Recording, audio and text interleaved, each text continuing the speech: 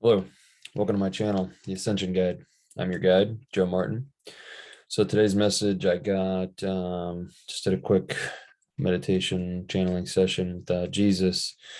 Got the message about social media slash the media.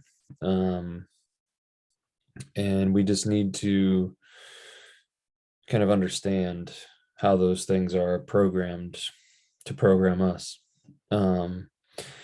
And, as with everything in life that we talk about, there's the duality and there's the good things that can come out of social media, the good things that could be the media and all of that. More the point of this today is to understand to be aware, I guess, is the biggest thing. So a couple of different layers. One, the programming, the psychology that's used in these social media sites, these algorithms that are created, they are used in a specific way to take advantage of you, essentially, to take advantage of your psychology. And they will program those algorithms to show you the things that you give attention to. So if you're constantly seeing negative, then you're giving attention to it. And now this is how this goes too. The longer you stay on your screen, so if you're scrolling, if you stop for 2.5 seconds here and then 5 seconds on here, and those are two videos that are about, I don't know, something with politics or the news or something like that, the algorithm is going to register that that's what you want to see. You don't even have to click on the video, it's just you slowing down. Clicking on it obviously adds to it as well. But so this algorithm is going to program itself thinking that you want to see all of this politics or death or destruction or media or whatever it is, and it's going to show you that. So if you know that and you want to reprogram your algorithm like I did, pay attention to the things that give you joy and reprogram your algorithm. Click on those things, spend more time on them, scroll past the other things more quickly, and you'll start to see your algorithm reprogram. So what's important about this is, so like I said, there's the duality of everything. We talked about this in the last video too, but I use social media all the time. I use it to share my videos, use it to keep in contact with people, etc., etc. So there is a good side of social media, right? And then there's the other side where it's taking advantage of you and programming you and using you as an ad generating machine, and on and on and on. As the old saying in marketing goes, if something is free, you're the product, right? So all these social media sites are free because they want to harvest your information, basically sell it to advertising agencies. And it's much less, I think there's two layers of the nefariousness. I think one of it is mostly centered around money, and then there's the other side that's centered around control and being able to control your thoughts and manipulate you. And so here's the other side of social media that people need to understand too.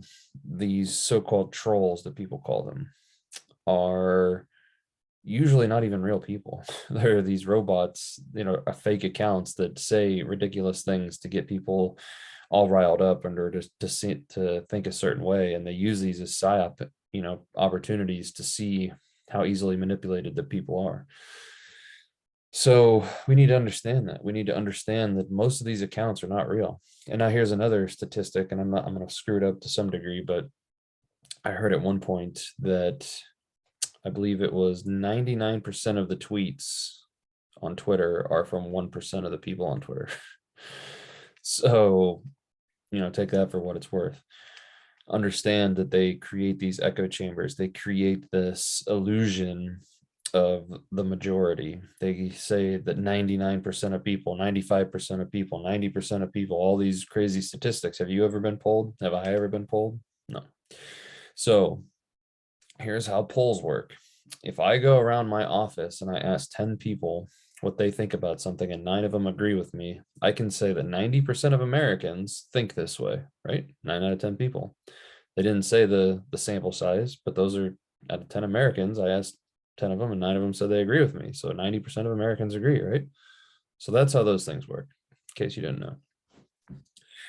So it's all about manipulating and psychological control. So we need to be aware of this. We need to understand how this works. And that doesn't mean that you need to stay away from social media. It doesn't mean that you need to stay away from the news if you enjoy it, but understand that they have an agenda to program you. They have an agenda to get across a certain agenda, I guess, each day. If you look and you can put the pieces together and you can be objective, you can look and see how they are programming you what to think by based on what they say, how they say it, and how repetitive they are with saying it. If you look in the news now, all of a sudden, all these, senators or whoever they are, Congress people, all coming down with COVID saying, thank God I had the vaccine. Otherwise, it would have been so much worse. It's just coincidence that they all had the exact same thing to say at the same time. They all happen to catch it at the same time, say thank you for having this vaccine, and that's how. So I mean, pay attention to the game, understand the game. Once you see it, it's very obvious. And the main thing to take away from this is that you're being in control of your own destiny and not being manipulated and without your understanding. So when you have the awareness and you have the wherewithal to know that what they're doing, then you can observe it and you can say, oh, this is what's happening. What kind of emotion is being provocated out of me?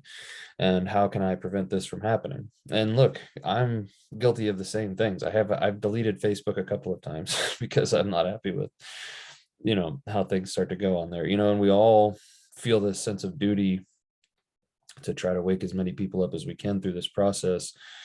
But we also have to understand that social media isn't exactly the place for enlightened discussion. Let's put it that way. Generally speaking, people on social media are pretty dug in on their opinions and thoughts, regardless of what kind of information you present to them. It's not a place for rational discussion for the most part. You can have it every once in a while, but you have to understand that there's so many psychological factors that play into this as well. But so when you type something and you write something, first of all, you're articulating it as best as you know how, which for most of us, it's probably not that great. Then you have to understand that whenever the person reads whatever message you articulated, they are going to understand it the way that they perceive it. And then on top of that, whatever way the person reads it, they're going to generally read it in the mood that they're in. So if they're in a good mood, they'll read it in a good mood. If you're on social media arguing, are you generally in a good mood? Probably not. So you can see where that goes. So it's going to devolve into people just digging in on their side more than they were before, speaking more or less. So what can we do?